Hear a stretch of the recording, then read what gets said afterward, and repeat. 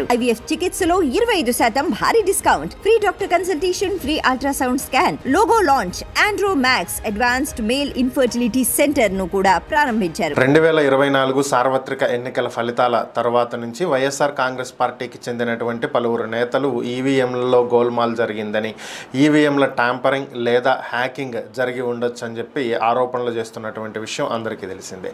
లేదా ఈవీఎంలను మార్చి ఉండొచ్చు అని కూడా వారు భావిస్తున్నటువంటి పరిస్థితి. ఎందుకని అంటే ఈవీఎంల్లో పోలింగ్ అయిన రోజు చెప్పినటువంటి ఓట్ల పర్సంటేజ్కి, అదేవిధంగా లెక్కింపు రోజు వచ్చినటువంటి పర్సంటేజ్కి తేడా ఉందని, సో ఆ కారణం చేతే ఈ ఈవీఎంల ట్యాంపరింగ్ లేదా హ్యాకింగ్ లేదా ఈవీఎంలను మార్చడం జరిగింది అని చెప్పి వీరు భావిస్తున్నటువంటి పరిస్థితి.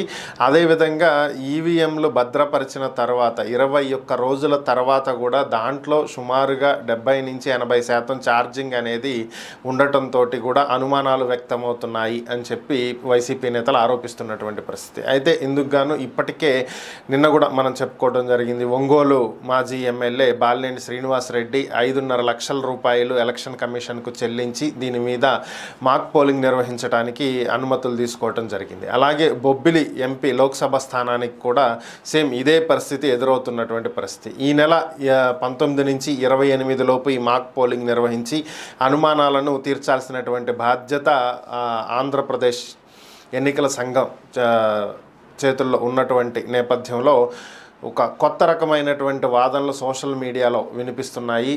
ఏపీకి చెందినటువంటి అధికారులు కేంద్ర ఎన్నికల సంఘం మాక్ పోలింగ్ నిర్వహించాలని దానికి సంబంధించిన ఆదేశాలు ఇచ్చినప్పటికీ కూడా ఏపీలో ఉన్నటువంటి అధికారులు ఎవరైతే ఈ మాక్ పోలింగ్ మరలా కోరి డబ్బులు చెల్లించారో వారిని మీరు ఇచ్చినటువంటి ఫిర్యాదులు వెనక్కి తీసుకుంటే మీ డబ్బులు మీకు ఇచ్చేస్తాము అని చెప్పి బేరాలాడుతున్నారనేటువంటి వార్తలు సోషల్ మీడియాలో చక్కర్లు కొడుతున్నాయి. మరి వీటిల్లో ఎంతవరకు నిజాలు ఉన్నాయనేది అయితే తెలియాలి.